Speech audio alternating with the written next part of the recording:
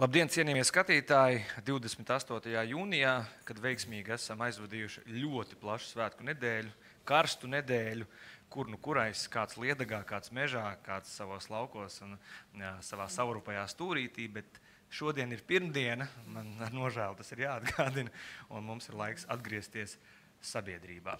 Resocializēties, un vārds resocializācija šodien ir atslēgas vārds, un mums jāatgriežas sabiedrībā, kur mums ir jāsadzīvo arī ar tādu sabiedrības daļu kā bijušie ieslodzītie. Mans vārds ir Gustavs Terzens, un šodien uzsākot lielu kampaņu ar nosaukumu Nenovērsies, atbalsti un iesaisties, resocializācija ieslodzītajām un sodu izcietošām personām, ko aizsāk un rīko ieslodzījumu vietu pārvalde, un kampaņa kā tāda tiek organizēta ar Eiropas Savienības sociālā fonda atbalsta projektu resocializācijas sistēmas efektivitātes paaugstināšanu ietvaros. Tēma sarežģīta, ļoti kompleksa. Pēc ieslodzījuma beigām atgriezties sabiedrībā, atrast darbu, atrast savu vietu sabiedrībā. Un šī kampaņa kalpos kā instruments, lai mazinātu sabiedrības aizspriedumus pret bijušajiem ieslodzītajiem, skaidros valsts un pašvaldības iestāžu, ģimenes locekļu un uzņēmēju, brīvprātīgo darbinieku un plašākas sabiedrības lomu šajā kontekstā. Un kampaņas pašā sākumā notiks diskusija tūdaļ. Es būšu diskusijas moderators, un lai šo komplekso lietu salikt pareizus akcentus, jo kampaņa ilgs līdz septembrim, un kampaņas ietvaros ir ne tikai pašu ieslodzīto reprezentācija plašākā sabiedrības kontekstā, bet arī darba devēju un ģimenes locekļu un arī žurnālistu galu galā un publiskās telpas rezonances par to, kā mēs par šo tēmu vispār domājam. Un ieslodzījuma vietu pārvaldes veiktajā pētījumā pāris cipari, pirms mēs sākam un metamies sarunā. Tad veikts ir pētījums, kur vairāk nekā puse, 60% aptaujāto darba devēju un 64% aptaujātās sabiedrības daļas uzskata, ka ieslodzītie pēc soda izciešanas tā īsti nekad nespēs pilnvērtīgi atgriezties sabiedrībā un kļūt par pilnvērtīgiem sabiedrības locekļiem. Ja, un tas liek aizdomāties. Savukārt 77% no kopējā vēlīgi skatās, ja drīzāk sliecās ar pozitīvu tendenci uz to, ka darba devējs ražo savas preces un veido pakalpojumus, nodarbinot iepriekš ieslodzītos. Tā kā tendences ir labas, bet arī tādas tendences, par kurām mums ir jārunā un ir jāaizdomājas. Un šodien uz diskusiju mēs esam aicinājuši plaša spektra speciālistus, un sākšu tātad ar pa kreisi no manas ieslodzījuma vietu pārvaldes priekšnieces ģenerāli Ilonu Spuri. Labdien! Prieks jūs šeit redzēt. Labdien. Jā. Tālāk Rīgas Tradiņu Universitātes psihosomātiskās medicīnas un psihoterapijas katedras docents, psihoterapeits Artūrs Utināns. Labdien. Labdien. Prieks jūs šeit redzēt. Mārtiņš Oto, žurnālists un ilgtermiņā pētījis ieslodzījumu vietu realitāti, kā ar pašiem ieslodzītiem, tā ar pašu sadzīvi. Sveiki, Mārtiņ. Sveiks. Jā. Nodarbinātības valsts aģentūras pakalpojumu departamenta direktore Eva Losane. Prieks jūs redzēt. Un Kristīna Klētniece, sīka aktrise un režisora un brīvprātīgā darba veicēja resocializācijas jomā ļoti interesanti izvēle. Ļoti labi, ka arī jūs šeit ar mums šodien kopā esat. Un jā, kā pirmajai es došu vārdu ieslodzījuma vietu pārvaldes vadītājai ar tādu jautājumu. Skatoties pēdējo 10 gadu griezumā, mums iepriecina dati par noziedzības samazināšanos, par ieslodzīto skaita samazināšanos ieslodzījuma vietā, bet tik un tā šī resocializācijas kustība ir nepieciešama. Un no jūsu skatu punkta, kāpēc tā pie tiem visiem cipariem, kas mūs tā kā iepriecina, kāpēc tā resocializācija joprojām ir aktualitāte, kāpēc tā ir nepieciešama? Atskatoties atpakaļ, varbūt tas ir 90. gadi, pagājušā gadsimta, kad faktiski cietums sistēma pēkšņi kļuva par cietums sistēmu, nevis par labošanas darba kolonijas sistēmu. Bet tā kā mainot šo izkārni pie ēkas, jau nemainās pati būtība un saturs. Mēs esam piedzīvojuši milzīgi lēcienu patiesībā kriminālas soda izpildes likumdošanā, jo kādreiz pietika ar to mērķi, ka izolēt no sabiedrības likuma pārkāpēju un mērķis bija sasniegts. Gadiem ejot, cilvēki saprata, ka ar to, ka cietumā iesloga cilvēku, viņš labāks nekļūs un sabiedrībā visticamāk neatgriezīsies labāks, nekā viņš cietumā ir nokļūst, cietumā ir iegājis. Un, tādēļ šis soda mērķis ir diezgan krietni mainījies par šo laiku. Un, resocializācija šobrīd ir pati būtība šim tā soda jēga. Un, resocializācija būtu tikai viens tāds jēdziens, bet tajā ir ieguldīts milzīgs darbs.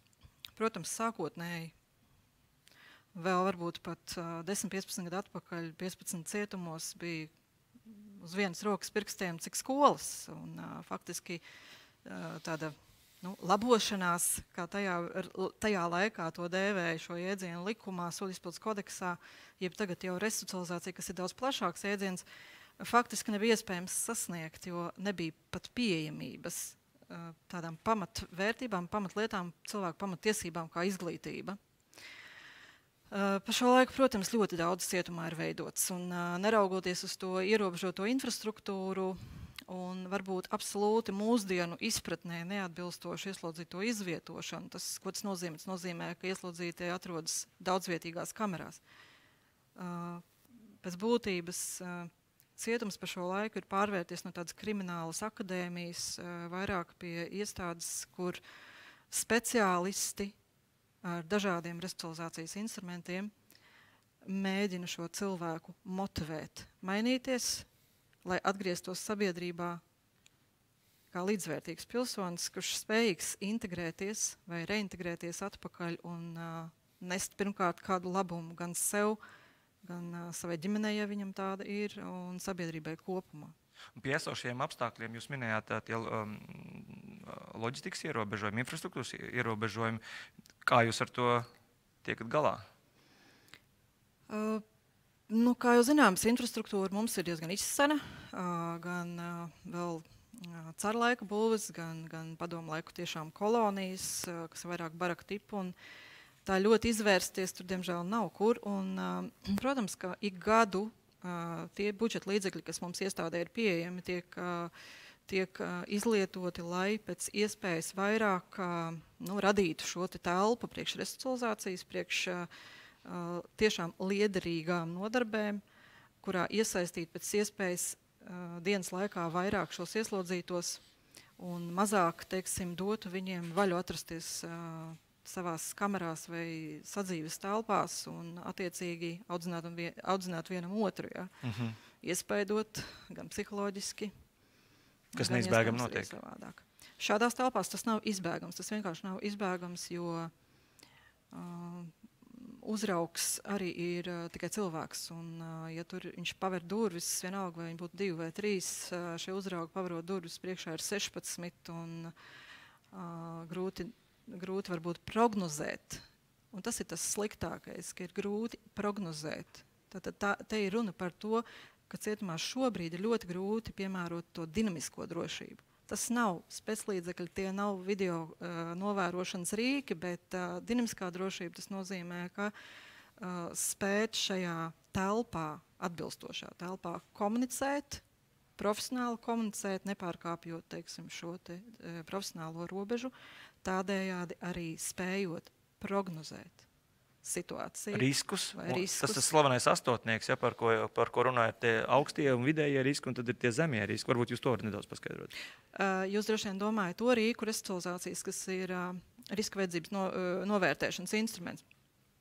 Jā, ja ienākot ieslodzījumā, katram notiesātajam tiek veikts šis riska vajadzību novērtējums. Faktiski tas varbūt ir tāds pirmsākotnē iespējamais instruments, kas mums ir izdevies vispār ieviest cietuma sistēmā Latvijā. Iespējams, ka tur ir ļoti daudz ko pilnveidot, un to mēs tiešām ar Eiropas sociālā fonda palīdzību arī daram. Un veidojam vēl atsevišķus rīkus, kas ir tieši vairāk vardarbīgiem domāts, dzimumnoziedzniekiem un varbūt arī citām mērķu grupām. Ar šo rīku mēs faktiski identificējam tās galvenās primārās vajadzības, kas sodizpildes laikā, teiksim, būtu risināmas, bet pats galvenais ir viņa motivācija to darīt. Jo, ja cilvēks nevēlas ar varu jau. Respektīvi, jūs esat pirmā instance, un pēc tam jūs varat sadarboties tālāk ar probācijas dienestu, ar visu pēc tam sekojošo ķēdi. Jā, jo šī novērtēšana pēc tam notiek reizes gadā atkārtoti, un attiecīgi jau, ja cilvēks nokļūst probācijas dienesta redzeslokā, tad arī šī informācija, protams, ir izmantojama tālākam darbam ar šo cilvēku. Skaidrs. Zinot to, ka ieslodzījuma vietās ir iespēja iegūt izglītību, ir iespēja apgūt profesiju, iemaņas dažādas, arī gan psiholoģiskā palīdzība, gan arī garīdznieciskā palīdzība, kā es noprotu. Tad kādas ir tās programmas, bez tā, ko es nosaucu, kas vēl jau tā kā palīdz un tā kā iekustina to resocializācijas programmu jau ieslodzījuma vietā?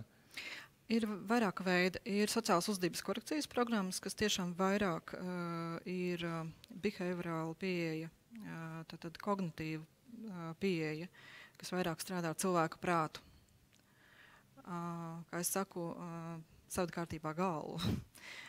Sociālās reputācijas programmas, tās vairāk ir motivācijas programmas, tās vairāk sagatavošana atbrīvošanai, lai cilvēks varētu, teiksim, sociālas pamatiemaņas vai nu atjaunot, vai viņas gūt. Iespējams, ka viņam arī viņas nekad nav bijušas pietiekamā mērā, un tas palīdz sagatavot cilvēku jau dzīvē brīvībā. Bet arī vēl citas programmas, es domāju, ka šodien kolēģi varbūt arī klātesošie varēs pastāstīt, kas ir paši iesaistījušies. Iļciemā ir tāda ļoti, ļoti interesanta programma, kas ir multifunkcionāla programma pēc būtības, kas strādā ar visām jau manas nosauktajām lietām, plus garīga izglītošana, un tā ir Mirjama. Tas nozīmē, ka cilvēki šo programmas laiku atrodas vienā kā kopienā, un vairāk ar mākslu, ar kultūras arī, teiksim, palīdzību sakārto savas domas un savu, teiksim, tā uzvedību, turpmāko savus ne tikai garīgās, bet arī dzīvesvērtības. Paldies, Ilona, un šī tēma noteikti ir turpinām ar Artūru Utinānu, profesionālo spriedumu psihoterapeits un Rīgas Traģiņu universitātes psihosomātiskās medicīnas un psihoterapijas katedras docents. Un, ja nemaldos, izlabojiet, ja es nepareizu ciparu minu, virs 40, ja, vairāk nekā 40 psihoterapeiti ir aktīvajā noslodzē ieslodzījuma vietās. Ja. Tu 40, jā, šobrīd praktizē tieši psihologu cietumā, jā. Jā, mēs runājam par to galvas sakārtošanu, bet Artur, kas mums civilās sabiedrības personām būtu jāzina par to, kādas izmaiņas notiek šajā konkrētajā personā, kas tiek ieslodzīta, kurai ir notiesājošs lēmums? Jāsaprot, ka cilvēki, kā smadzenes, ja tā varētu teikt, mācās vienmēr un visur no tā, ko cilvēks redz un ko cilvēks dzird. Piedevām mācīšanās notiek gan apzināti, gan neapzināti. Un piedevām neapzināti daudz vairāk nekā apzināti. Ja? Tas ir vienkārši visi tie iespaidi, ko cilvēks redz un dzird cietumā, tas arī rada augsni kaut kādām domām. Ja, un tātad, ja ieslodzītais kontaktē tikai ar ieslodzītajiem, viņš mācās tikai no ieslodzītajiem. Ja. Viena lieta, ko iemācās, tā ir tā saucamā kriminālā morāle, ja, jo tātad nav jādomā, ka ieslodzītajiem nav morāles, bet ir kriminālā morāla arī ir savdabīga morāles forma, ja, lai arī viņa tāda neganta, brīžiem nežēlīga, bet, piemēram, kaut vai teiksim, lojalitāte kaut kādam kriminālai autoritātei, lojalitāte grupai. Tātad tas, kurš pārkāpja lojalitātes noteikums, tas ir nodevējs, jeb stukačs, ja?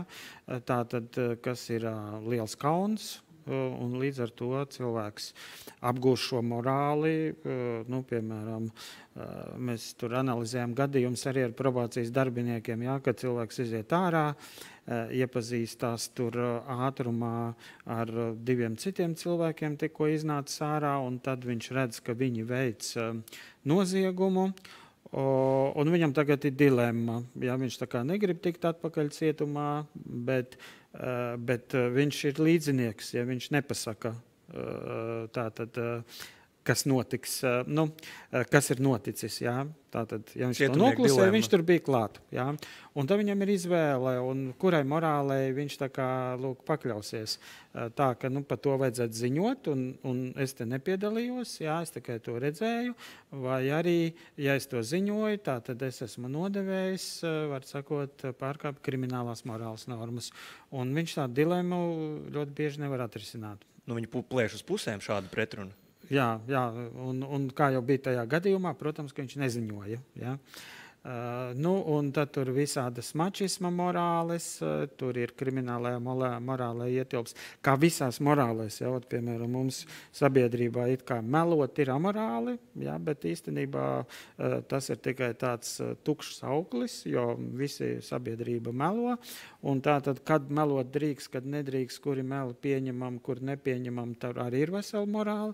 Un tāpēc ieslodzītajiem arī ir pa meliem un krāpniecība dažādi veidi morāles. Piemēram, ir krāpniecības veidi, kas nav pieļaujami, jā, arī cietumā un pa ko stingri soda, un ir, kas ir tur pret kaut kādiem tā saucamiem lohiem, kas ir pieļaujami. Jā. Un visādi veidi tādas domāšanas sistēmas, viņi cietumā, arī pirms cietumā, jā, ja ir piedalījušies kaut kādās grupās, viņi apgūst, un no tā nevar izvairīties. Kādā sabiedrībā vai grupā cilvēks aug, to viņš uzsūc. Tas ir, kā Spuras kundze teica, tas ir neizbēgami. Tā ir realitāte. Un šajā gadījumā ir jājautā, ne viss, kas notiek ieslodzījuma vietā, ir negatīvs. Ja? Tur mums, diemžēl, nāk negatīvie publiskās telpas stereotipi, lāču pakalpojumu izdarot. Kas ir tas, uz ko mēs varam skatīties konstruktīvi šajā mikrosociumā, kas veidojas, ko mēs varbūt kā sabiedrība varam mācīties no tā, kas notiek iekšā? Jautājumu nesapratu. Mēs varam mācīties. Jā, no tā, ko iegūst, piemēram, šajās korekcijas iestādēs, ko cilvēks iemācās, un nevis tikai no resora, no uzrauga puses, bet no tā mikrosociuma, vai tur veidojas arī kaut kas labs? Šo mikrosociumu, teiksim, var virzīt, ja, kā piemēram notiek rehabilitācija grupās. Ja viena no terapijas formām ir grupu terapija, ja, kas ir bieži vien efektīvāka nekā individuāli pat strādājot ar cilvēku, jo grupas domāšana, jeb grupas morāle viņu cilvēku ietekmē. Ļoti spēcīgi, jo mums visus ietekmē grupas domāšana. Ja, tā vai citādi mēs esam grupas domāšanas, tā sakot, es neteiktu pat upurī. Ja? Piemēram, atkarībā no tā, kāda ir tautība cilvēkam, piemēram, viņš teiks, Krima pieder Krieviem, Ukraiņiem, Krimas tatāriem vai Turkiem. Ja? Vai mēs skatīsimies Palestīnas jautājums, atkal jautājums, vai mēs jautāsim palestīnietim vai ebrejam. Ja? Un tas ir tas, kā mēs visi darbojamies, vai kurai reliģijai pieder. Ja? Tāpatās visa šī grupas morāli tā tad ietekmē.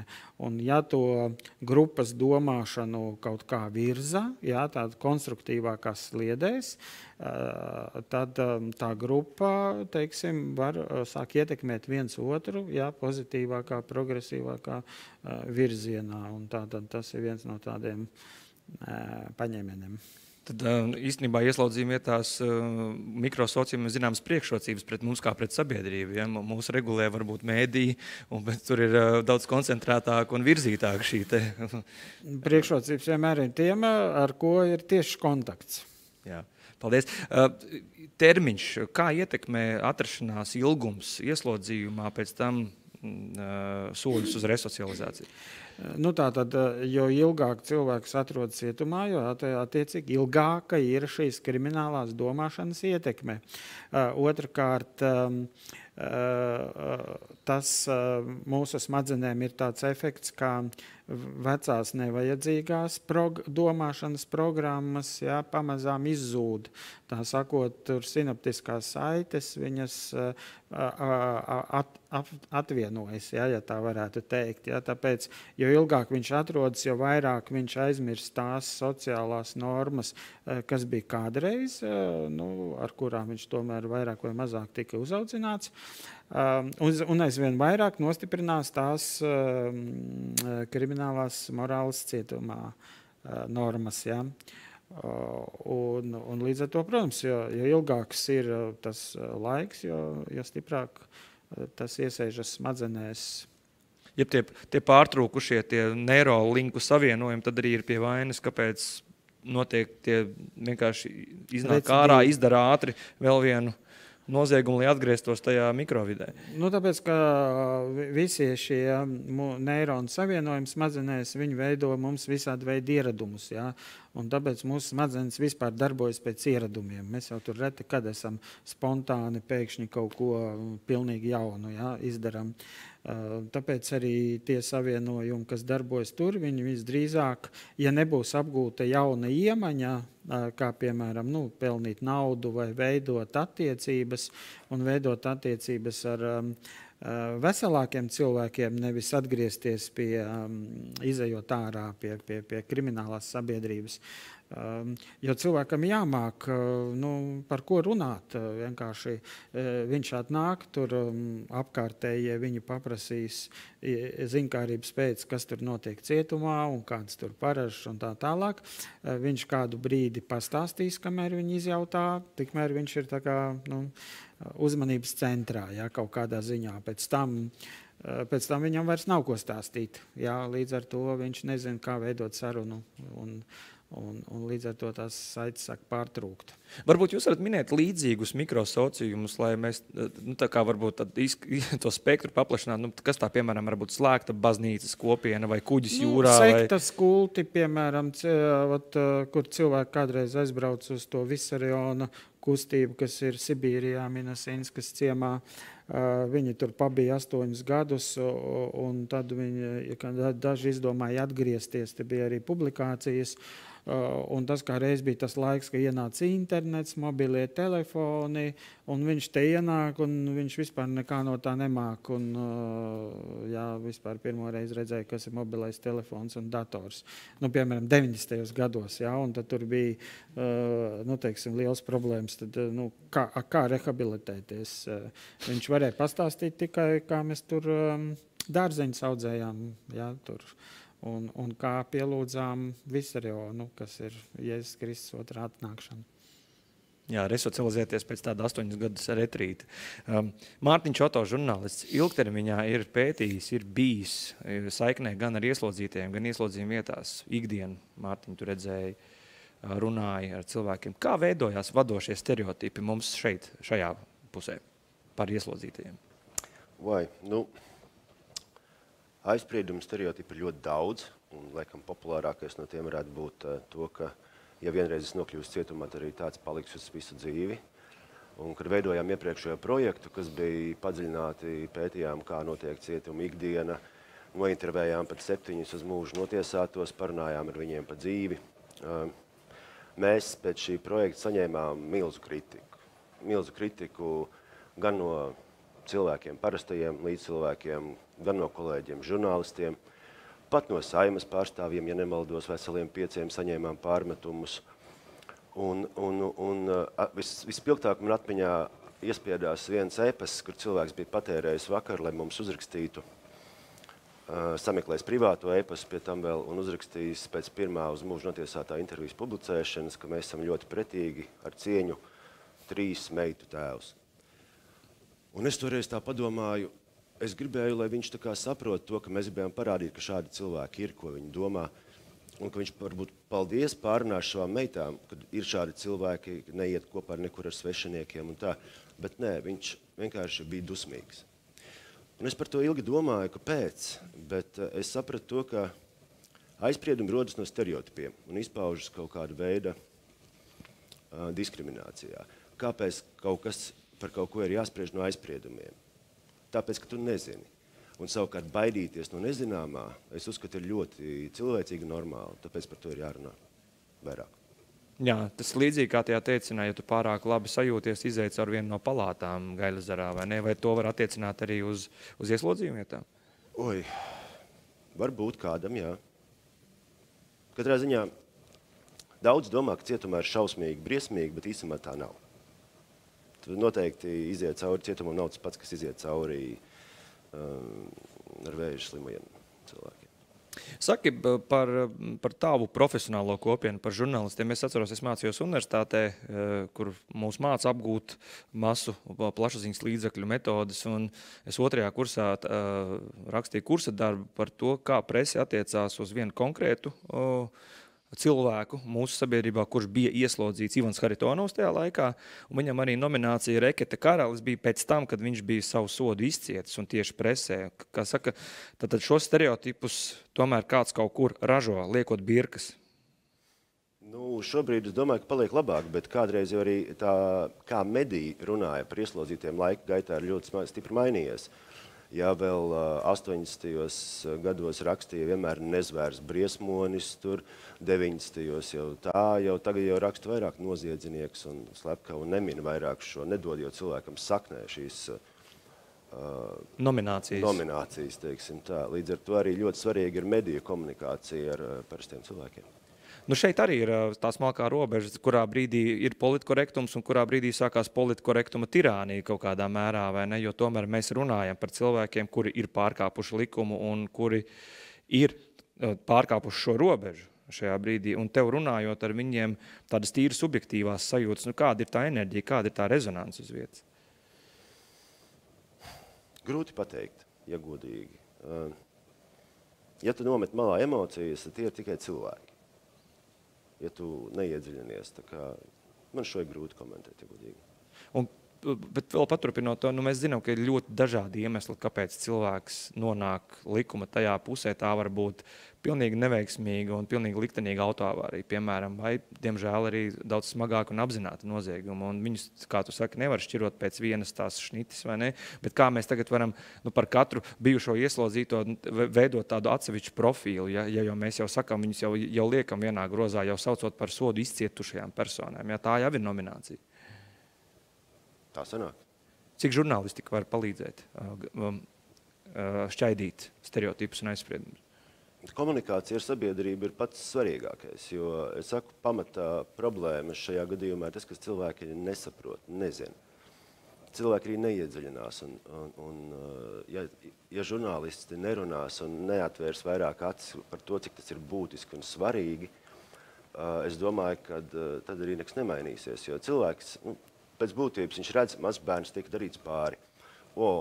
Žēl mazu bērnu. Pēc brītiņa, kaut kāds agresīvs pusaudzis met stiklos akmeņus. Fuj, kā tā. Un pēc brītiņa ir pieaudzis vīrietis, kas viņu vairāk neredz to mazo puisīti, kuram darīja pāri. Viņš jau ir noziedznieks, slepkava, briesmonis, bet ja mēs pāanalizējam viņa dzīvi, ja mēs runājam par smagiem slepkaviem, ja mēs pāanalizētu katru viņa dzīvi, to, kā viņa līdz tam nonāca, būtu diezgan interesanti. Jo bērnībā principā rodas lielākā daļa noziedznieku tieši no bērnības. Un bērnība nav tikai vecāki, bērnība ir arī kaimiņi, ja dzird, kas notiek, tie ir arī sociālie dienesti, bāriņties un tam līdzīgi. Visiem ir jāiesaistās un visi var iesaistīties tad, ja zina, kur iesaistīties. Tur savukārt palīdz mediji, kas pastāsta. Lai visi būtu vieni. Nevis demonizē tikai. Runā par šīm cēloņu sakarībām, traumatiskajām. Arī šobrīd arī pasaules, starp citu, ir apskrējusi viena kolosāla ārsta un praktizējuši ilgus gadus ārsta Gabors Matē, varbūt esat dzirdējuši, traumas gudrība, ja, ka viņš runā par cēloņu sakarībām. Ja. Nevis tikai, ka mēs tos narkomānus sliktos aizvācam no ielām un saliekam cietumos, bet mēs sākam noskaidrot, kāpēc viņi tur ir nonākuši. Paldies, Mārtiņ, ļoti vērtīgi šajā ziņā. Kristīne Klētniece, Sika, tas man tiešām pirmais jautājums, kā no mākslu pasaules, no aktrisi un režisori, kāds pamudinājums ir brīvprātīgo darbu darīt tieši šajā jomā resocializācijā? Tur liela nozīme ir pieminētās programmas vadītājai, kapelānai Rudītai Losānei, kura pirms daudziem gadiem, es biju tāda jauna meitene, viņu uzaicināja darboties. Viņa pati, tad tajā brīdī tas bija, viņa tikai nesen šī programma bija sākus darboties un teātra. Viņiem bija pirmā, kaut kāda vēl tāda pāris gadu, un viņiem bija tāda ideja par teātru, un viņi meklēja kādu cilvēku, kas ar to varētu nodarboties. Tā mēs kaut kā, es tā ielecu tajā visā, un tā mēs kaut kā sākām ar šo lietu nodarboties, un tas ir ievilcies uz daudziem gadiem. tāds mesijānisks aicinājums būtībā. Daudzas lietas savā dzīvē nolikt nost un darīt šo darbu. Jā. Es esmu kristiešu meitene, tāpēc kaut kāda kalpošanas lieta, tas ir tā diezgan organiski. Ir forši, ka ir kaut kāda lieta, kur tu to vari darīt. Es, neesmu pārāk liela pīrādziņu cepēja vai mākslas vingrotāja, bet es varu darīt to, ko es esmu mācījusies. Ja ar šo lietu var kādam palīdzēt, tas ir ļoti jauki. Kāda ir tā realitāte no jūsu skatu punkta šajā ziņā un tā līdzinājā pieredze? Ko jūs redzat tajā pusē, šajā pusē, jūs pa vidu? Kā jau te minēju, es redzu cilvēkus. Protams, ka pirmo reizi, kad es gāju, bija kaut kāds tāds, ko es runāšu, ko es teikšu, ko par mani, kas, bet tas viss lēnām atkrīt, jo tur bija sievietes. Es nezinu daudz par vīriešiem, bet tieši sieviešu cietumā man ir šī pieredze. Sievietes ar dažādiem likteņiem, tur ir. Katrā ziņā es ar viņām runāju kā ar sievietēm, kuras vēlas nodarboties ar teātri. Es nerunāju, kāpēc tu te esi un kas. Tas kādreiz lēnām tāpat vai kaut kādās sarunās vai kaut kā tā, tas lēnām varbūt atklājās arī, bet tas nav mans pirmais mērķis noskaidrot, kāpēc tu te esi. Pirmais mērķis laikam ir vairāk parunāties par to, kāpēc tu gribi nodarboties ar teātri, kas tev tur piesaista. Tur parasti nāk kaut kāda bērnības stāsti un atmiņas par teātri skolā un par kaut kādiem lietām. Cita atkal ir ļoti kautrīga un vispār savā mūžā nav publiski muti atvērusi. Tad cietums ir pirmā vieta, kur viņi to dara. Ja? Tā. Bet tas brīvprātīgā status, ko viņš nozīmē, kāda ir tā komunikācija un saskarsme, kad ieslodzītie nesastop vairs ierastos, resora darbiniekus, bet konkrēti brīvu cilvēku, kurš ir brīvprātīgi izvēlējies nonākt tur un strādāt ar viņiem? Es domāju, ka jā, tur Rudīta Losāne radot šo programmu ar šīm daudzajām. Tur ir mūzika, tur ir māksla, tur ir gleznošana, tur vienmēr sakot ļoti daudz šīs iespējas. Ja viņi cīnās ar šo cietuma, to subkultūru saucamo, ja, pa to kas veido arī šo varbūt sabiedrības priekšstatu par cietumu. Kaut kāda taisnība jau šiem priekšstatam ir, tā jau nav, ka tas cietums ir tāda ābeļdārs, ja, bet šāda programma viņi kaut kā veido tādu mazu stikla kupoliņu. Bet mākslas pasaule, ir zināms, mūzika ir vesela iedaļa. Arturs arī varbūt var komentēt par mākslas terapiju kā tādu. Ja? Šajā gadījumā teātris, mūzika, tēlotāja māksla, tā taču tomēr ir lomu spēle. Ja? Tas, es domāju, ka psihoterapijā viena no metodēm izspēlēt kaut kādas lomas, kaut kādas dinamikas pamainīt. Kad tas palīdz ilgtermiņā? Kāds ir jūsu tas vērojums? Man kādreiz Rudīta Losāne ir teikusi, ka viņa kā garīgā aprūpētāja bieži vien cilvēkam netiek klāt kaut ko atvērt, kaut kādas lietas, ja, un par kaut ko vairāk runāt. Un ka viņi, tieši šai teātrī izspēlējot šo kaut kādu lomu, izejot visu to darbu procesu, ka viņi ir burtiski uzziedējusi, atvērusies. Ja, kaut kā tā. Tā kā, laikam, ne jau vienmēr un ne jau visur, bet kaut kur kaut kāda nozīme tam ir. Paldies, un, kā saka, lai nepietrūks drāmas un dramatisko instrumentu un lomu. Tas, man liekas, ļoti interesanti. Jā. Tur taču var tik dziļi ienirt patiesībā. Jā. Paldies, Kristīne. 88% iepriekš pieminētajā ieslodzījuma vietu pārvaldes veiktajā aptaujā liecina, ka 88% ieslodzīto labprāt strādātu pēc soda izciešanas un meklētu algotu darbu, un turklāt sabiedrības attieksme pret darba devējs, to arī iepriekš minēju, kurš nodarbina bijušos ieslodzītos, ir pamatā atbalstoši. 72% iedzīvotāji uzskata, ka šādi uzņēmēji ir sociāli atbildīgi un sniedz ieguldījumu sabiedrības drošībā. Lūk, un ar mums kopā ir arī Nodarbinātības valsts aģentūras pakalpojumu departamenta direktore Eva Losāne. Prieks. Tad no šīs perspektīvas, no darba devēja, ar kādām grūtībām saskarās un kādi ir tie galvenie akcenti, kad darba devējs pieņem lēmumu ņemt darbā bijušo ieslodzīto? Protams, tas arī ir, katrs uzņēmējs arī ir cilvēks un noteikti nospēlē lomu arī šī cilvēciskā pieredze. Un ja mēs arī iepriekš runājam par stereotipiem, kas pastāv, neapšaubām pastāv sabiedrībā arī pret bijušajiem ieslodzītajiem, tad es domāju, ka apsveicams ir katrs gadījums, kad kāds cenšas šo stereotipu nomainīt pret šo personīgo pieredzi un tiešām ir sociāli atbildīgs un ieinteresēts arī atbalstīt šos cilvēkus un arī tādā veidā neļauties šiem stereotipiem. Protams, cilvēki, kas ir bijuši ieslodzījuma vietā, pirmkārt, viņi tomēr arī ilgstoši nav bijuši darba vidē, viņi ir bijuši izolēti arī no sabiedrības, un tas rada papildus tādas grūtības, varbūt viegli integrēties arī kolektīvā, bet šeit tieši tā pretīm nākšana, iedrošināšana ir ļoti būtiska.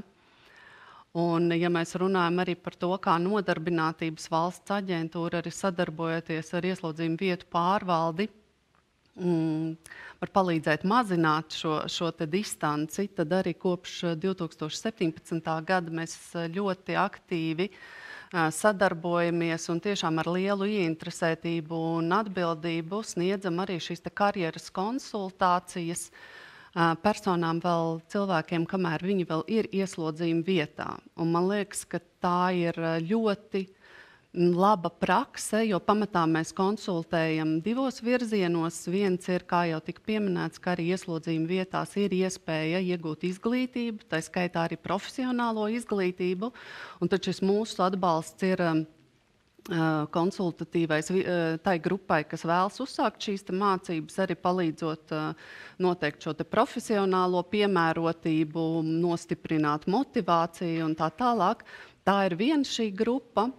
Un otra, kas arī ir ļoti, ļoti būtiska, ka mēs konsultējam arī tieši tos cilvēkus, kuriem jau tuvojas šī soda izciešanas noslēgums un kas gatavojas atgriezties, ja tā var teikt, normālā dzīvē. Un arī tur šis informatīvais un iedrošinošais atbalsts par to, kā meklēt darbu, kur vērsties, kā saņemt palīdzību, līdz ļoti praktiskām lietām, arī kā sagatavot CV, arī šādu CV, kas varbūt arī rada mulsumu, teiksim, ko es varu uzrādīt par saviem šiem pēdējiem dzīves gadiem.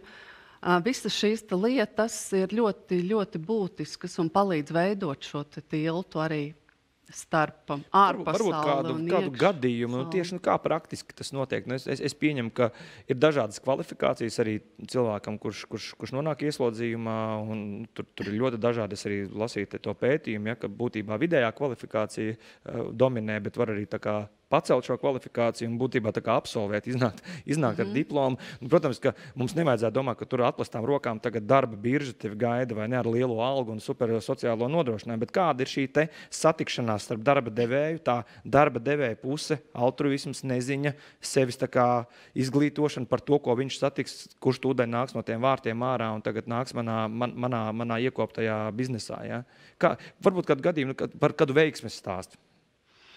Veiksmes stāsti īstenībā ir vairāk, jo, kā es teicu, mēs tiešām esam gandarīti par to arī iespēju pielikt savu roku un konsultēt jau cilvēkus, kamēr ir ieslodzījuma vietās un izveidot to tiltu, bet tiešām mēs redzam, ka daudzi arī atnāk pēc ieslodzījuma uz Nodarbinātības valsts aģentūru. Viņi ir iedrošināti, viņi paši piesakās arī uz papildus šīm karjeras konsultācijām, viņi jau zina šo situāciju, pazīst šo atbalstu un tiešām kā mūsu tā pieredze arī rāda, ka trešdaļa arī tiešām to sadarbību ar Nodarbinātības valsts aģentūru jau esot brīvībā pabeidz tieši ar to, ka iekārtojas darbā.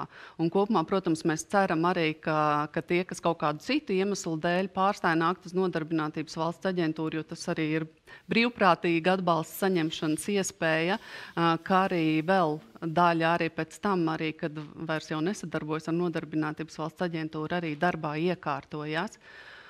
Un kopumā, ja mēs runājam, tad tā lielākā interese arī ir par darbu būvniecības nozarē, kokapstrādē, mežsaimniecībā, elektrotehnika, tādas lietas arī par darbu transportu un loģistikas nozarē. Un, protams, arī tās iespējas apgūt profesijas, atrodoties ieslodzījumā, ir nedaudz, protams, ierobežotāks nekā tas ir brīvībā, bet daudziem tā ir pirmā iespēja vispār iegūt profesiju. Bet taču arī gadījumu Ilona neļaus samelot, ka cilvēks ieslodzījumā iegūst augstāko izglītību. Un apgūst augstāku, pacēs savu arī profesionālo kvalifikāciju un būtībā iznāk labāks ārā. Protams, mums arī šobrīd ir 12 cilvēki, kas ieslodzījuma laikā iegūst augstāko izglītību, bet es tikai gribēju mazliet piebilst, ka var arī kārtējā ieslodzījuma laikā, ja viņš vairāk kārt atrodas ieslodzījumā, 5 specialitātes apgūt, bet nevienā pēc tam nestrādāt. Tā kā iespējas tiek dotas. Piemēram, šobrīd Daugavgrības cietumā ir 7 specialitātes dažādas, ko var apgūt. Tas nenozīmē, ka, ja es nonāku Daugavgrības cietumā, tad man māca tikai šūt taisno vīlu un vairāk neko, un visiem tā ir jādara. Nē, tev ir iespēja izvēlēties, tev ir iespēja apgūt, bet te ir ļoti būtisks aspekts, vai tā ir viņa iekšēja motivācija vai ārēja motivācija. Iekšēji tas nozīmē, ka viņš domā par to, ko viņš darīs, kad atbrīvosies, un kā viņš iekārtosies darba tirgu un peldīs sevi iztiku un nodrošinās varbūt arī ģimnei, bet ja tā ir ārēja motivācija, tad viņš vienmēr to darīs. Man tur pēc tik un tik mēnešiem ir jāiet uz izvērtēšanas komisiju, un man pienākas pirmstermiņa atbrīvošana. Un tā ir tā ārēja motivācija, ka viņš dēļ kaut kā iet un mācās. Un tad viņš atnāk uz to komisiju, un viņam uzdod jautājumus, ko tu esi darījis sodu izpildes laikā šajā, novērtēšanas periodā, un viņš sāk tur klāstīt, cik viņš ir pozitīvs, jo es taču mācos, es taču gribu mācīties, vai es strādāju cietumā, bet tad sanāk tā, ka viņš to dara tikai tādēļ, lai atbrīvotos pirms termiņā, tādēļ, lai komisija viņam pievilkt ļoti tādu traknu ķeksi un palaist uz tiesu, kur skata attiecīgi šo jautājumu. Un tas nenozīmē, ka viņš izies ārā un tiešām integrēsies tajā darba tirgū. Artur, jūsu komentārs par šādu motivācijas nošķīrumu? Tas tā var būt. Es jau runāju par mānīšanos. Jā, tā ir viena lieta, ka tā var būt mānīšanās. Cilvēks grib parādīt sevi no labās puses, kaut gan viņš nav mainījies. Otra lieta ir, ka viņi bieži neanalizē ilgtermiņa sekas. Ja, viņi domā tikai īstermiņā. Ja, tātad, ja viņam neuzdod jautājumu, kā tieši tu rehabilitēsies, kur tu strādāsi, kā tu izveidosi jaunas attiecības un tam līdzīgi. Un ja viņš, protams, par to nesāk domāt, jā, viņš slepenībā var domāt tā, ka es pagājušreiz uzķēros muļķības pēc, tagad es būšu gudrāks un man tagad vairāk tik ātri nenoķers. Jā, viņam varbūt tāds domas galvā, tāpēc galvenais tikt ārā un es kaut kā turpināšu to pašu, vienkārši es būšu tagad gudrāks. Jā. Tā ir viena no domāšanas kļūdām, jā, ko mēs tā nosaucām par nenotveramā Džo sindromu. Jā. Cilvēks, kā es teicu, cietumā var sadalīt 3 daļās tie, kas nokļūt. Viens ir, kas domā, ka viņu nenoķers, tāpēc, ka policija nav tik gudra, kā viņš ir. Jā. Otra daļa, kas ir, tā tad ir netīšie noziegumi, jā, kas nebija izplānoti.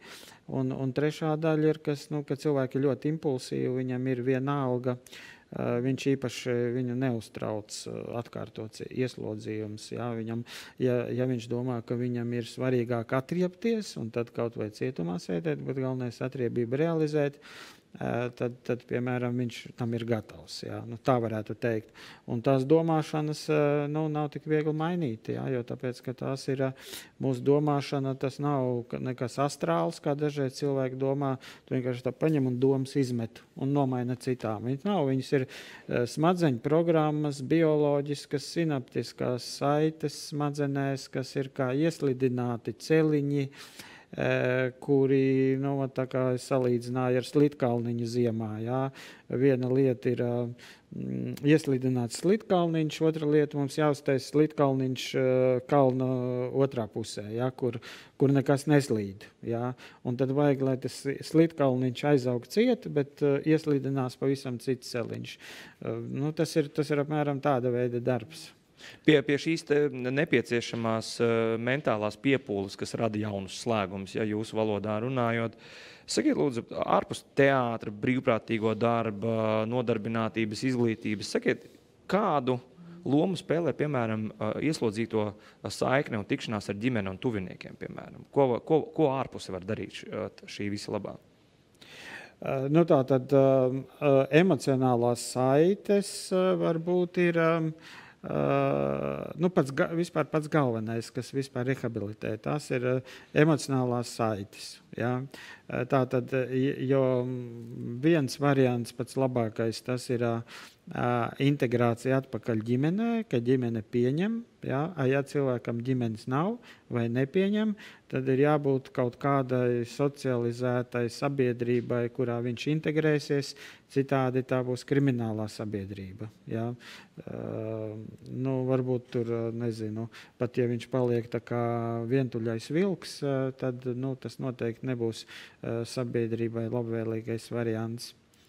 Tāpēc tā vai citādi, piemēram, viens ir, teiksim, kaut kāda reliģiskā grupa vai dzimuma noziedzniekiem tie apļu principi, ja, kur brīvprātīgie uzņemās tā kā kontaktu veidošana ar viņu pēc iznākšanas ārā, vai tā ir ģimene, ja, un ģimeniskās saites, jo tas ir notura tādiem cilvēkiem arī, kam ir alkohola un narkotika atkarība, teiksim, partnera nostāja, ka tevi vai jāārstējās, vai tad es no tevis šķiros, ir galvenais motivējušais spēks, lai viņš iet tādu rehabilitāciju.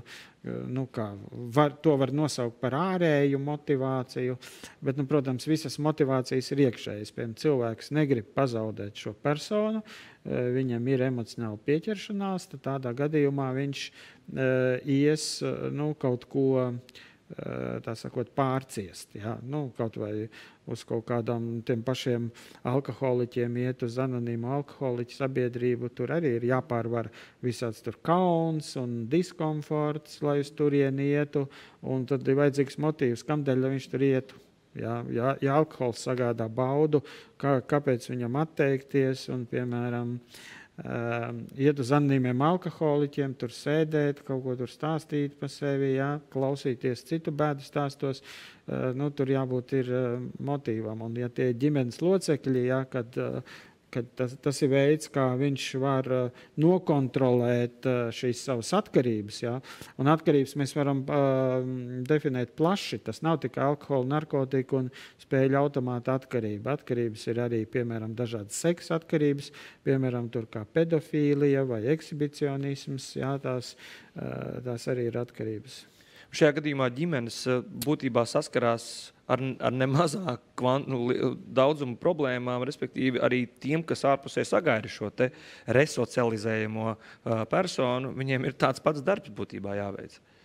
Kur viņi var gūt atbalstu? Jā, ģimenēm arī nepieciešams atbalsts. Pirmkārt, ja mēs runājam par vecāku ģimenēm, jā, tad bieži vien viņas ir diezgan nelabvēlīgas, tur ir augsts konfliktu līmenis, tur alkohola lietošanas līmenis, tātad ieskaitot arī fiziska vardarbība, ne tikai emocionāla. Viņi nemāk radīt viens otram labsajūtu, jā, jo it kā viņi nāk, apmeklē, un pat attiecības, kamēr tas cilvēks ir cietumā un kamēr viņi apmeklē, ir labākas nekā tad, kad viņš iznāk ārā un sāk tajā ģimenē dzīvot. Ja? Tur ātri sākas konflikti un kautiņi, ja? Un tādām ģimenēm arī nepieciešama šī rehabilitācija, kā veidot tās attiecības. Ja tā ir nu, teiksim, sieva, ja, vīriem, kas iziet ārā no apcietinājuma. Nu, jā, viņai, tai sievietei vajag motivāciju, lai viņa viņu gaidītu.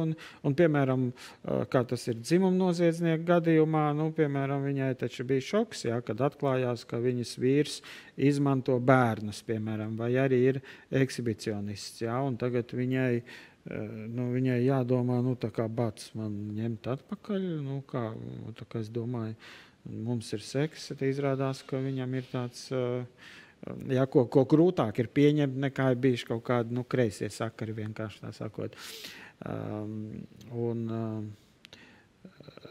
Un tā tad, kā ar viņu runāt, nu, teiksim, tad daudz nezinu vispār. Nu, kā, nepietiek vienkārši paprasīs, tu vēl vairāk tā nedarīsi, vai kā. Viņš, protams, pateiks, ka es tā nedarīšu, bet cilvēkam pārliecības nepaliek.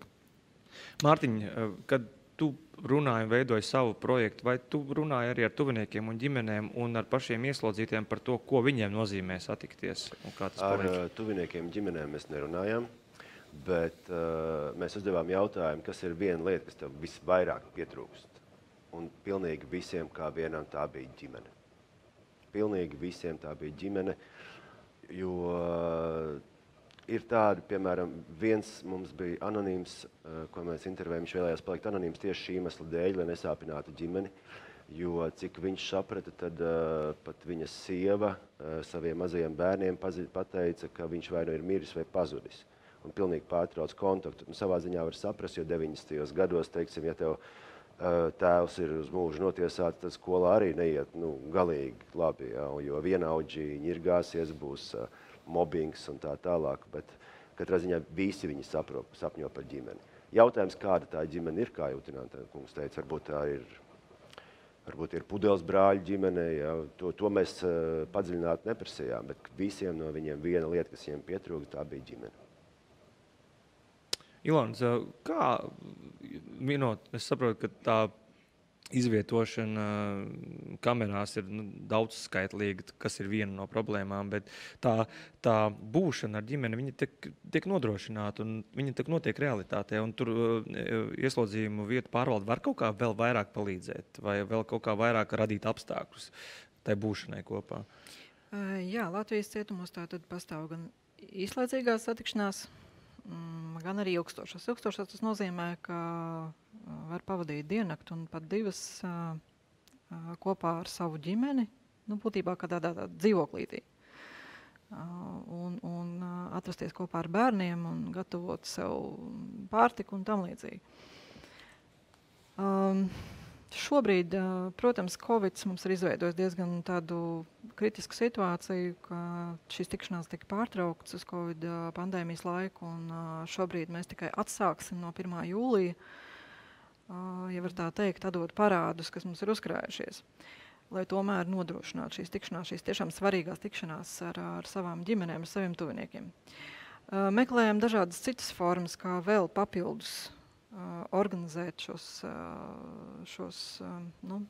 tikšanās brīžus ar ģimeni, un tādēļ arī Eiropas sociālā fonda projekts bija aizsācis tādu ļoti labu praksi veidot ģimenes dienas.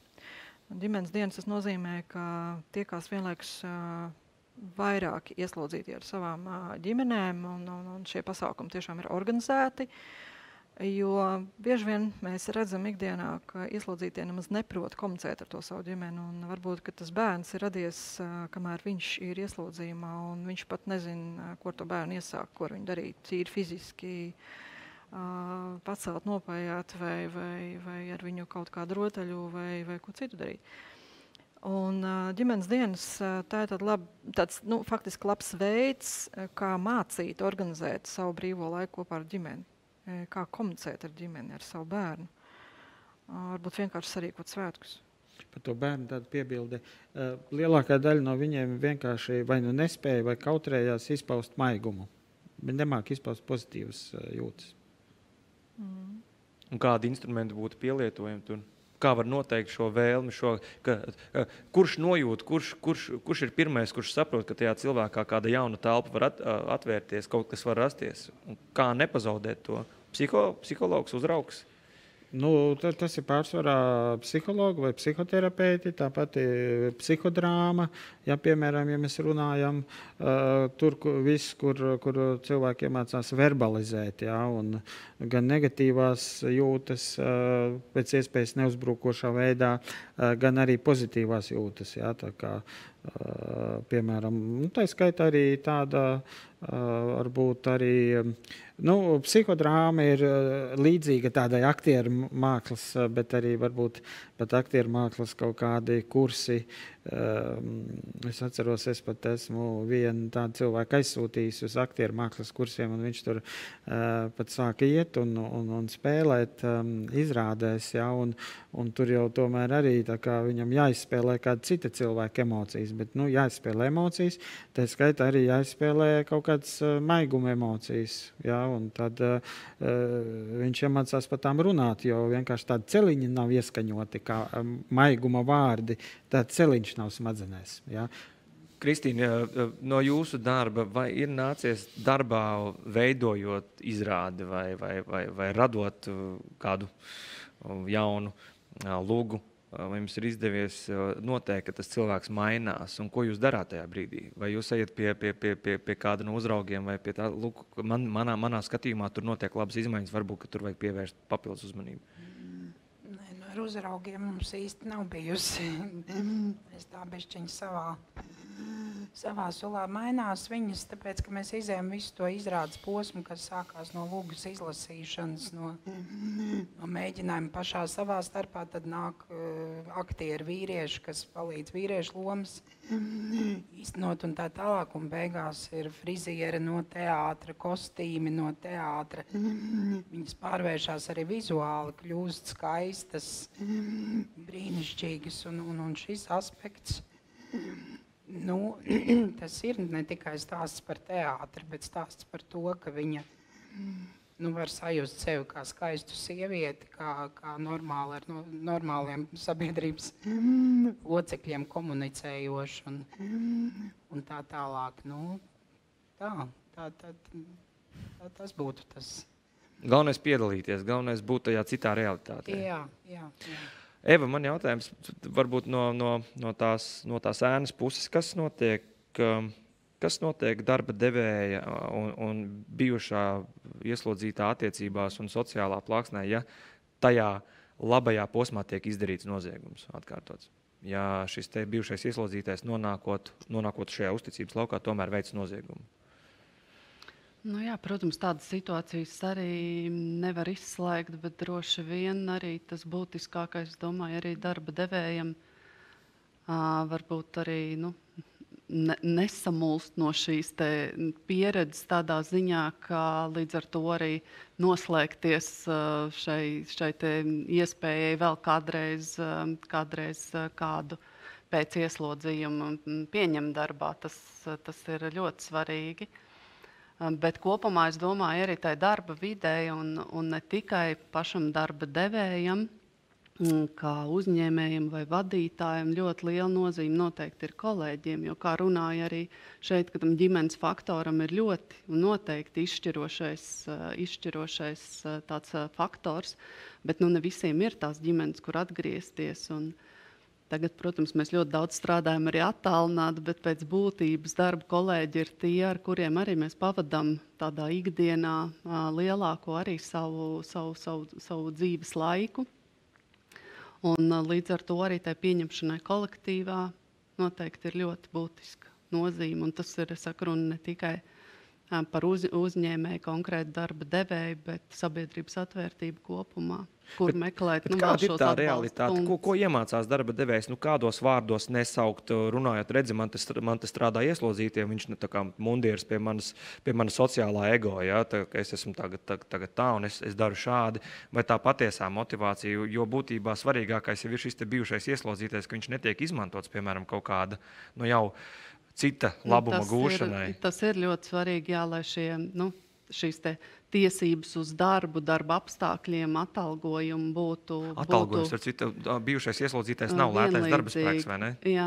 Jā, un tas ir ļoti svarīgi. Bet, godīgi sakot, es, paldies Dievam, pieredzē neesmu saskārusies arī īpaši ar tādiem gadījumiem, ka tie darba devēji, kas dod darbu arī cilvēkiem pēc ieslodzījuma, ka viņi īpaši ietver šo tādu karogu, kad es to daru, viņi vairāk tiešām to uzņem kā tādu pašsaprotamu procesu, ka viņi ir varējuši palīdzēt, ka viņi ir varējuši novērtēt tajā cilvēkā arī tās viņa profesionālās prasmes un tā tālāk. Līdz ar to, jā, man liekas, ka tieši tam cilvēciskajam faktoram arī darba attiecībās ir ļoti liela nozīme. Jums ir kāds top 3 no uzņēmējiem, kas regulāri saka, lūdzu, dodiet, mēs esam atvērti un jau daudzskaitlīgi varētu runāt? Laikam tādus, tā, ka tieši tāda ļoti izteikta tendence būtu, protams, mēs varam runāt par sociālajiem uzņēmumiem, kuri viens no mērķiem arī ir, teiksim, nodarbināt tieši tādus mazāk konkurētspējīgus darbiniekus, un tā skaitā arī personas pēc ieslodzījuma. Bet nē, tādu laikam kādu konkrēti izcelt negribētos, bet ļoti priecēja tas, ka tas aiziet tādā normālā, nevis pašmērķīgi, bet tādā dabiskā procesā, ka tiešām tiek novērtēts cilvēks, viņa profesionalitāte, tas, ko viņš var izdarīt, un tādā veidā arī atgriežas darba tirgu arī cilvēku pēc ieslodzījuma. Jautājums visiem diskusijas dalībniekiem, kāda varētu būt šī ideālā sastapšanās ar jauno realitāti bijušiem ieslodzītajiem, sabiedrībai, pašvaldībai, ģimenei, darba devējiem? Varbūt, es nezinu, kāda būtu ideālā darba intervija bijušiem ieslodzītajiem ar komersantu. Es saprotu, ka tur nevajadzētu tajā upura lomā redz, kā man te dzīve iegriez, un varbūt paņemiet mani darbā, ka tur labāk tās kvalifikācijas, kas ir apgūtas. Ja? Un tad varbūt jebkuram no jums ir versija par šo ideālo satikšanos, paceļiet roku. Nē, pirmām kārtām tiešām šajās attiecībās, kad ir runa par darbu, svarīgi ir tas, ko cilvēks prot, var. Protams, arī tas ietver arī personīgās īpašības, tā skaitā, teiksim, tādas pavisam universālas, kas visur ir vajadzīgas, kā atbildība, darba disciplīna un tā tālāk.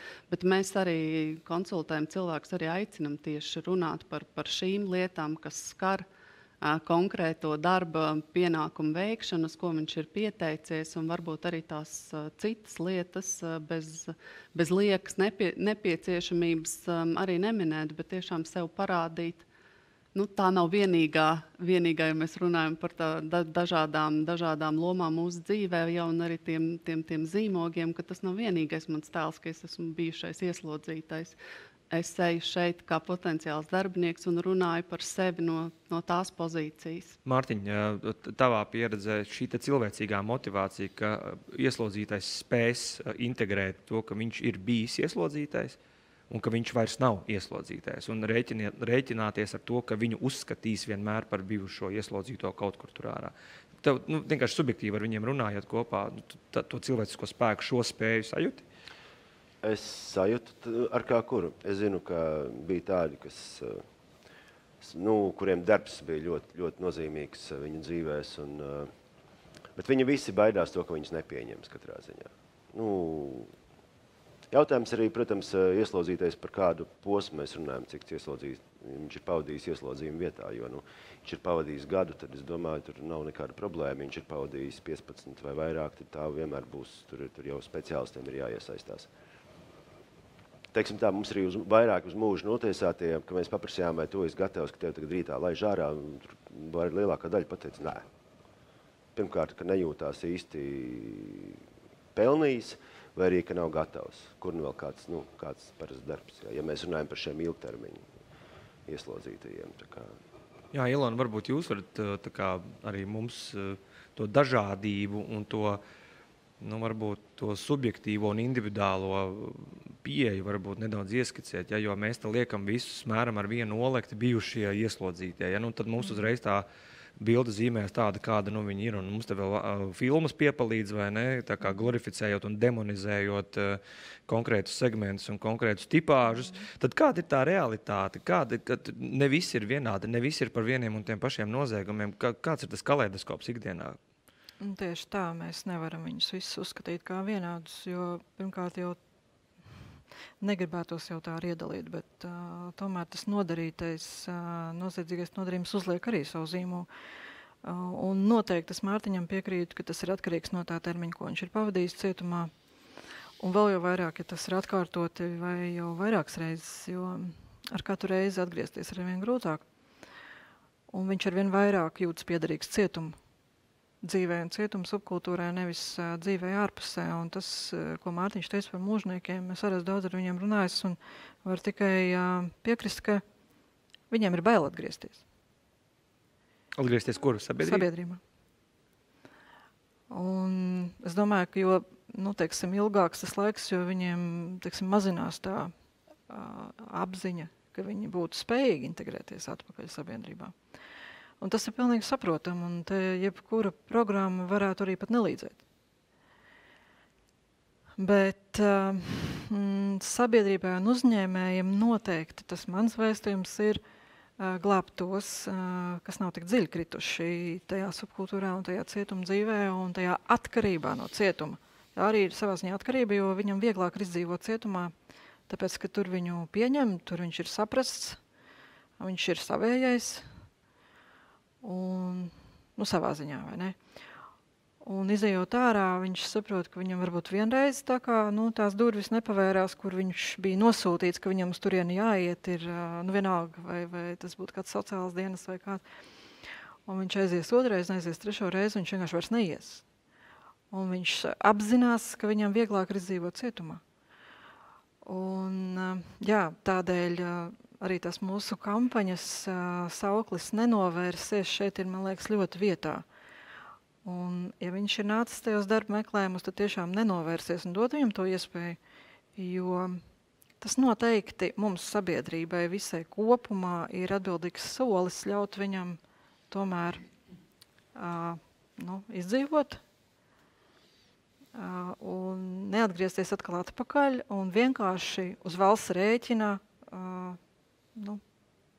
parazitēt, tā var teikt, jā. Jo valsts viņu uztur, viņam nav īpaši bēdu, viņš ir diezgan normālos apstākļos un viņš ir paēdis un viņam nav jāmaksā rēķinu un tā, protams, ir vieglāk. Un te nav runa, ka cietums ir viesnīca. Tur nav nekādi ideāli apstākļi, protams. Un arī nevienā man zināmā Eiropas valstī, kā mēs arī varbūt stereotipiski domājam, ka tur ir, 5 zvaigžņu viesnīcas, tā gluži nav. Jo pati galvenā vērtība, kas viņam vairs nav, tā ir brīvība. Un sodīt jau nevar ar apstākļiem. Sodīt var ar to, ka viņam ir atņemt brīvību. Bet interesanti, ka to resocializācijas posmu jūs arī šur tur, un es arī citos to sadzirdēju, jūs minat tādu, ja mēs to sodu sadalām no notiesājošā lēmuma, tad ir būšana iekšā, un tad ir būšana lēnām nākšana ārā. Un tas ir viss tāds tā kā viens liels soda process. Varbūt, Artur, jūs varat komentēt, kurā brīdī ieslodzītiem beidzas soda sajūta, soda klātbūtne? Es domāju, tas saistīts ar sabiedrības pieņemšanu vai atstumšanu. Jo būt pieņemtam sabiedrībā, tas ir mums, varētu teikt, ļoti svarīgs instinkts visiem cilvēkiem. Jo mēs esam tā kā sociāls būtnes, varētu teikt, sociāli dzīvnieki. Grupas piederībā, tas ir viens no instinktiem. Nav tikai ģimene. Kādreiz Freidam jautāja, kas psihiskai veselībai, kas ir vajadzīgs. Viņš žurnālists. Viņš atbildēja, spēja mīlēt un spēja strādāt. Bet ir svarīga grupas piederība un kas ir būtisks sociālais status. To es piebilstu pie tā darba. kriminālajai sabiedrībai, bet cietumā viņam ir kaut kāds sociālais status. Jā, jo labāks sociālais status viņam tur ir, jo attiecīgi viņam ir grūtāk integrēties sabiedrībā, kur viņam sociālā statusa nebūs. Viņš tur ir tikai kaut kāds izpildītājs. Jā, tas tā kā atceramies, filma bija tāda analizēta, jā, tur tā kā analizē šo, un tad tur mafijas, tas te viens no vadoņiem grib sāk strādāt tādu likuma paklausīgus darbus, jā, un tad viņam tur jāpakalpo klientiem, vai nu tur restorānā, vai tur autosalonā, un viņš tur vienkārši uzsprāgs, ka tur kaut kādi prasīgi tur un kašķīgi klienti nāk, un viņš nav pieredzis pakļauties, viņš pieredzis tikai pavēlēt. Un tāpēc arī darbos, jā, ir noteikti labāka rehabilitācija, ja teiksim, viņš jūt, ka viņš ir kaut kāds meistars jomā, ja, ka viņa aug meistarība. Ja. Es, piemēram, atceros, kādreiz strādāju saldējumu kombinātā, teiksim, krāmēju saldējumus kastēs, ja, tur bija Rīgas piena kombinātā. Tur laikam grūti, teiksim, tā iet un pateikt, ka es esmu meistars kastīšu tur saldējumu krāmēšanā. Ja. Un tāpēc viņš nejūtas, tā nolemtības sajūta viņam būs. Viņš tur taisīs kaut kādu tur, tādu konvejerisku darbu, jā, kā te arī minēja Spuras kundze to šūšanu tur vienā līnijā. Ja. Tas, ja viņš jūtas, ka viņš ir tagad šuvējs meistars, jā, tā ir cita lieta. Jā, tas jau ir kaut kāds sociālais status. Tā, ka viņš iegūst sociālā status, es teiktu, ar to brīdi viņš varbūt var justies, ka viņš te kaut kas ir. Ja, ja viņam tā sociālā status nav, un viņš visu laiku domā, ka viņš tur ir pēdējais, ja, un tā saucama oficiālā sabiedrība tur tā kā viņu ne par ko nevērtē, es domāju, viņam tā liktenes zīmes sajūta tāda, viņa nezudīs kaut vai tur 10 gadus pēc cietuma. Eva, no jūsu skatu punkta, sakiet, tiem darba devējiem, kas šaubās, viņi apsver, kā viņus iedrošināt to soli spērt pirmajiem pretim bijušajiem ieslodzītajiem? Droši vien arī stāstot par labajiem piemēriem, tas vienmēr arī kaut kāda tā dzīvie piemēra noteikti nostrādā, bet jāsaka arī, kā jau es pieminēju, mūsu tai darbā, cik mēs ļoti cieši arī sadarbojamies ar darba devējiem, tā ir otra mūsu klientu grupa, palīdzot aizpildīt vakances arī mums, sniedzot šīs te konsultācijas ieslodzījumā esošajiem, ļauj labāk arī iedrošināt darba devējus, jo mēs esam bijuši šajās ieslodzījuma vietās, mēs esam tikušies personīgi, konsultējuši šos cilvēkus, un tā personīgā pārliecība arī, protams, labāk var motivēt, tā teikt, blakus esošo un tā skaitā darba devēju, un īpaši tajos gadījumos, kur varbūt tiešām arī jau tie konsultanti, arī jau pēc ieslodzījuma ir tie paši cilvēkam, kas ieslodzījuma vietā, noteikti, ka tāda mūsu arī profesionālā un tāda personīgā pārliecība arī var palīdzēt iedrošināt darba devējus. Tad vēl tāds jautājums, piemēram, tas iedrošinājums apusējais, piemēram, mēs zinām, ka dažādās kompānijās un pie dažādiem komersantiem tu vari iegūt ļoti specifisku kvalifikācijas celšanas izglītību, kādi kursi vai vēl kaut kas. Vai tas notiek, piemēram, ka tu saņem viņu šādu un savā sistēmā izaudzini par kaut ko, iegūstot tātad šo te statusu, piemēram, ja? Kaut kādu meistarību, ja? Ieguldīt, vai tas notiek? Ir iespējams, jā. Darba devējiem arī saņemot valsts atbalstu, arī ir iespējams apmācīt pašam savā uzņēmumā šos te speciālistus, bet, protams, arī šos te apmācāmos, tie, kas piedalīsies šajā mācību procesā, arī darba devējs, līdzīgi kā aizpildot jebkuru vakanci, arī izvērtē šos cilvēkus, kas piedalās.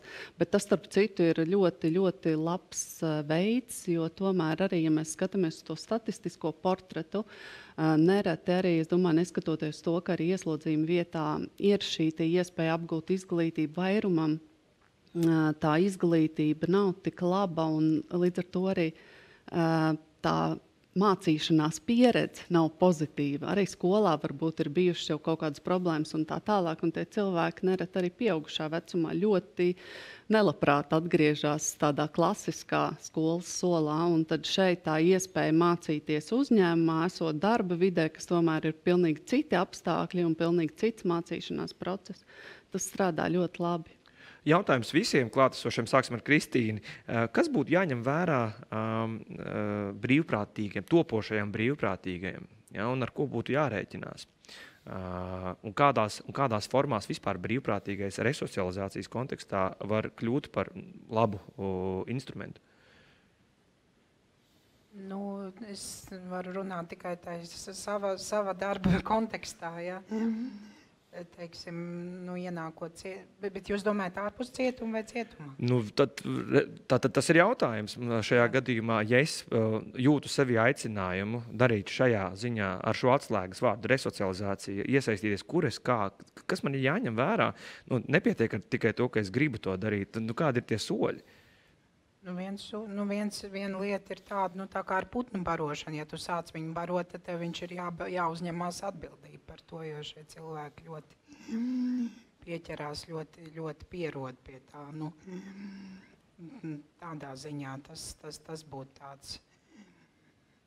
Jā, es esmu vairāk darbojusies cietuma iekšienē, bet godīgi sakot, es domāju, ka būtu diezgan svarīgi, jā, arī kaut kādas programmas un pasākumi arī ārpusē. Mums vienu brīdi bija tāda ar dažām manām bijušajām audzēknēm, kas bija iznākušas ārā. Mums bija tādas tā kā neformālas tikšanās Mārtiņa Beķerējā pie kafijas tās no sērijas parunājoties, kā tagad iet. Un man liekas, ka tas bija ļoti būtiski tā vienam otru mazliet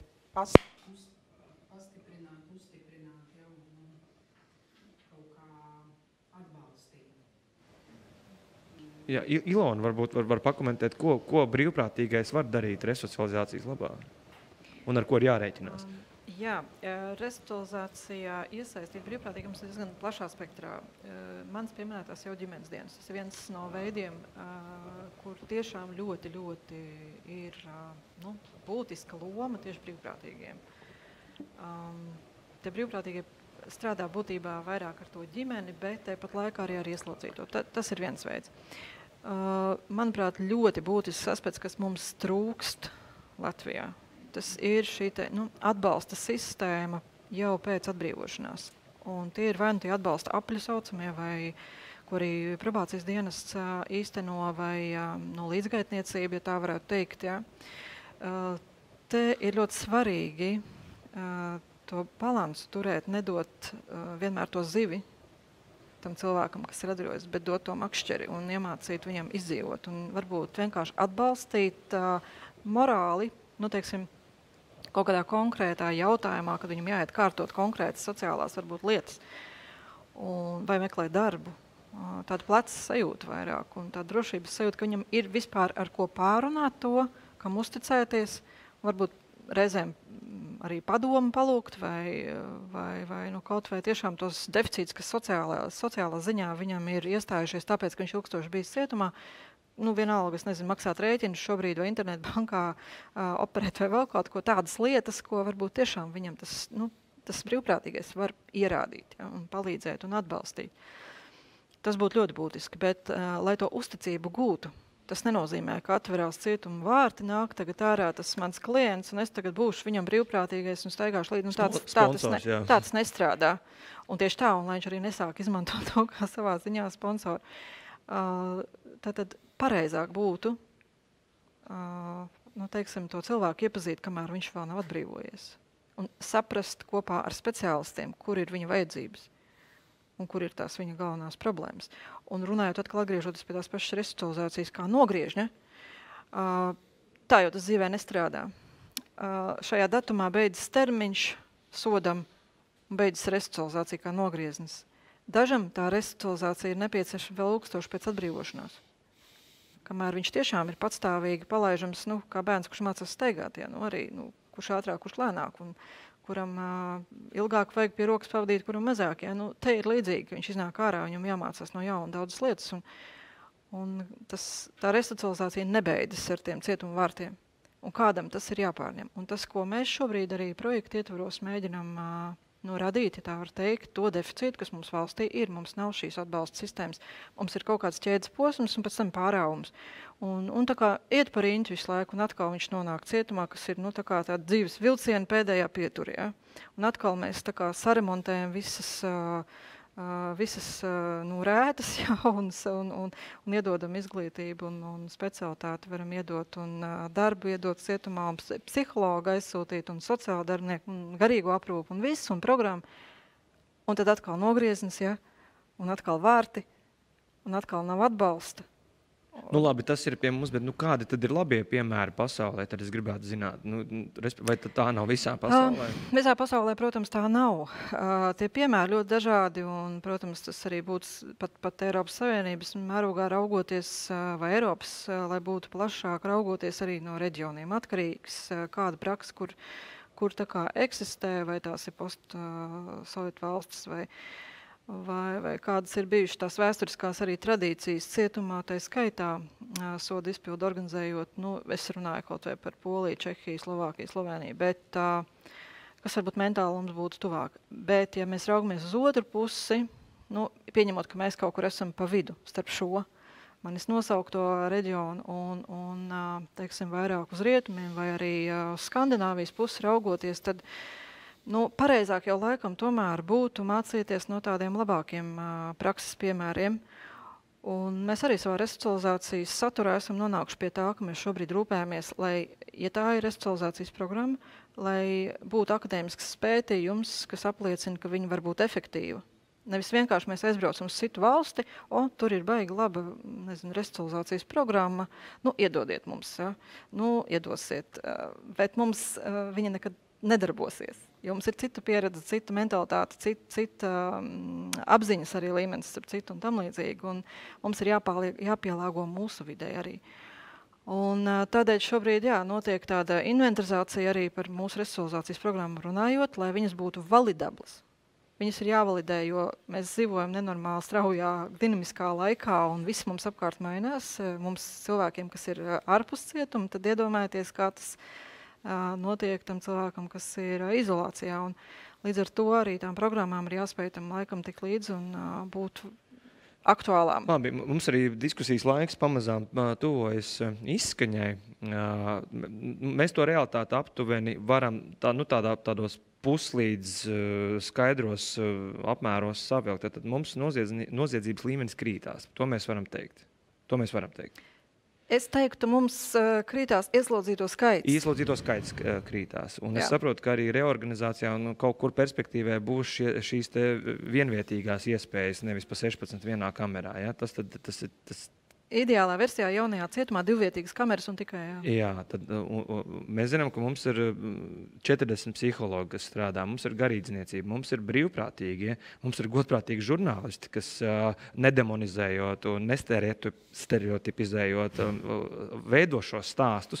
Mums ir vieta, kur uzņēmējiem sanākt kopā. Tad būtībā ļoti daudz cerīgu lietu. Bet tā simbioze viņai visai, kā Ilona saka, lai tas nebeidzās pēc tam, kad aiz tevis aiztaisās cietuma vārti un tu esi iznācis atpakaļ sabiedrībā.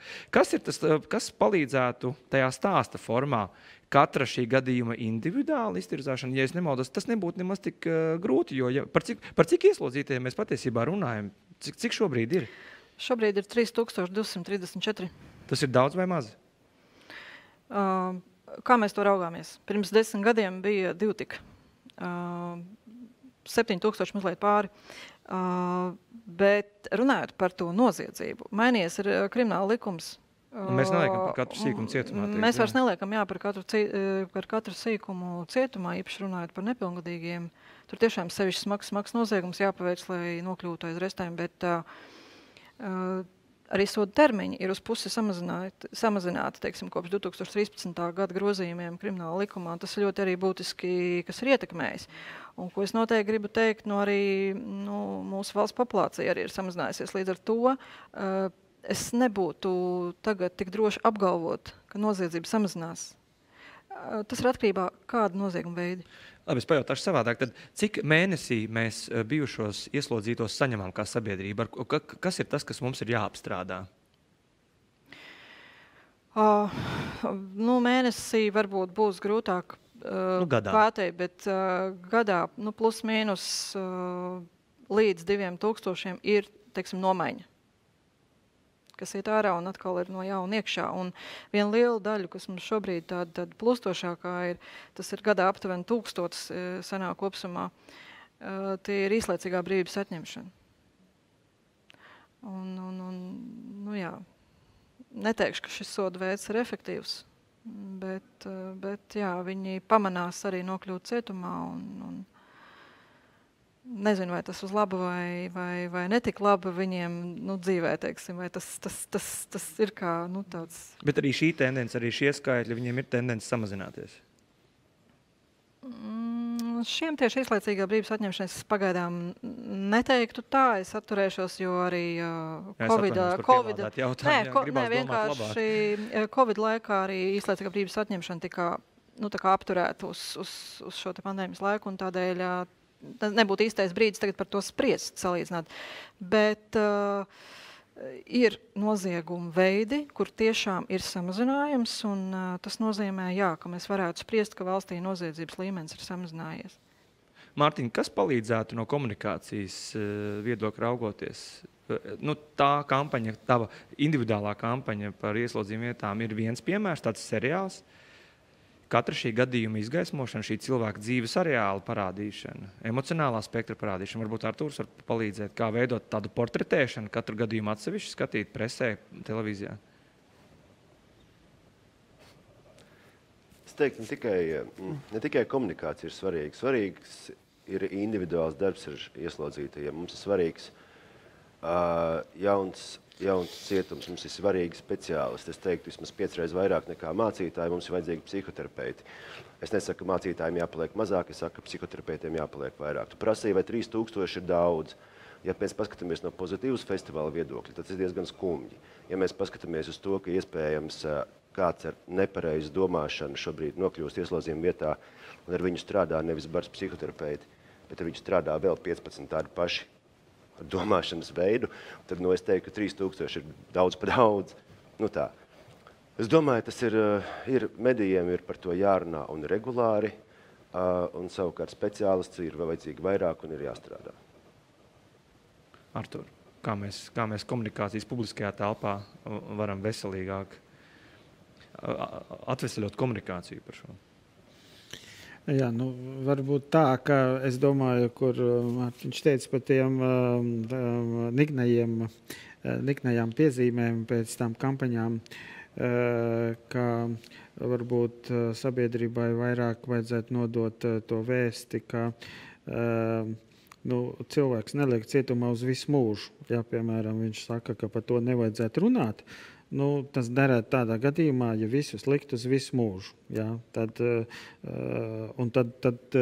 viņu stratēģijai vēl būtu kaut kāda jēga. Ja? Par cik neviens neteiks, ka par katru noziegumu jāliek cietumā uz visu mūžu, tas nozīmē, ka viņam ir jādomā par to, ka šie cilvēki nāk ārā. Ja? Otra lieta, parasti tā, ka sabiedrība saka, ka tur nevajag ņemties tiem noziedzniekiem, lai tup cietumos. Viņi parasti domā par tādiem abstraktiem, svešiem cilvēkiem. Ne par paši sevi un ne par saviem radiniekiem. Ja? Jo kā trāpās kāds radinieks, tā uzreiz meklē tur, advokātus un tur, kā mēs zinām, tur domā varbūt kādu var uzpirkt un tam līdzīgi, lai tikai to radinieku dabūtu, nost, ja? Viņam, lai viņš netiktu sodīts. Ja? Tā tad ir jāiedomājās, ka arī mūsu vidū, radu saimē vai draugu saimē. Tātad katrs var iedomāties kaut kādus cilvēkus, kas tur varbūt ir nodarbojušies teiksim, tādām lietām, pa ko ir krimināla atbildība, bet varbūt līdz šim viņš arī nav pieķerts. Ja?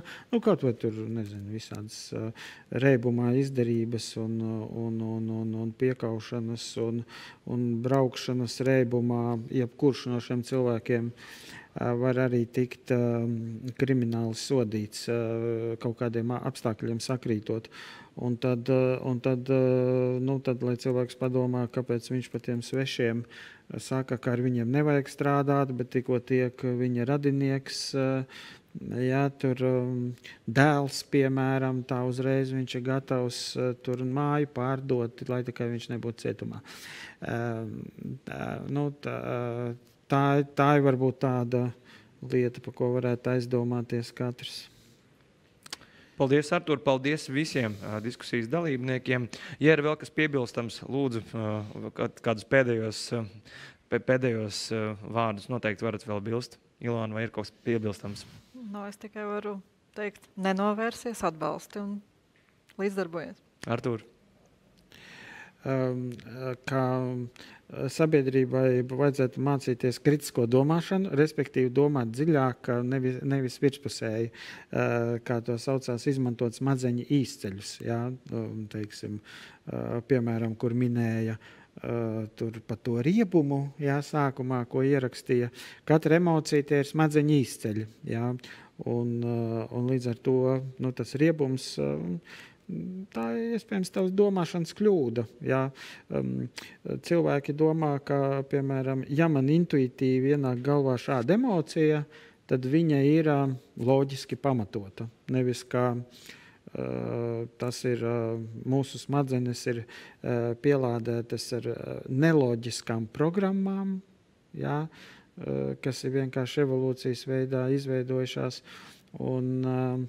Un katram cilvēkam vajadzētu sākt analizēt sevi un saprast un mēģināt ieraudzīt, kur es domāju tomēr neloģiski. Ja? Kaut arī, ja man liekas, ka man ir riebums vai man ir aizvainojums dziļš, ja? Vai cilvēkiem liekas, ka es viņu izsaku, tad tā ir kaut kāda kosmiska gudrība, kaut kādā kosmosa morāles grāmatā ierakstīta, nevis vienkārši smadzeņu programma, kas ir īstenībā tā problēma. Viņam ir neadekvāta. Atbildība par savām emocijām un sajūtām. Un domām, jā. Domām, jā. Paldies, Artur. Eva. Es domāju, mēs visi gribam dzīvot labākā un tā skaitā arī drošākā sabiedrībā. Un tad, man liekas, tur tā atslēga arī tiešām ir tā nenovēršanās un iesaistīšanās, un tā arī ir tā atslēga. Paldies. Mārtiņ. Būt cilvēcīgiem, draudzīgiem, vakcinēties, lasīt projektu, nenovērsies, atbalsts, iesaisties jau tuvākajā laikā portālā Delfi. Paldies, Kristīne. Manā praksē ir bijušas pāris tādas meitenes, kuras es tiešām esmu apbrīnojis. Viņas ir izgājuši visiem iespējamiem kursiem cauri, ko cietumā var apgūt. Man liekas, viņas ar tādu apziņu, ja man to vajag.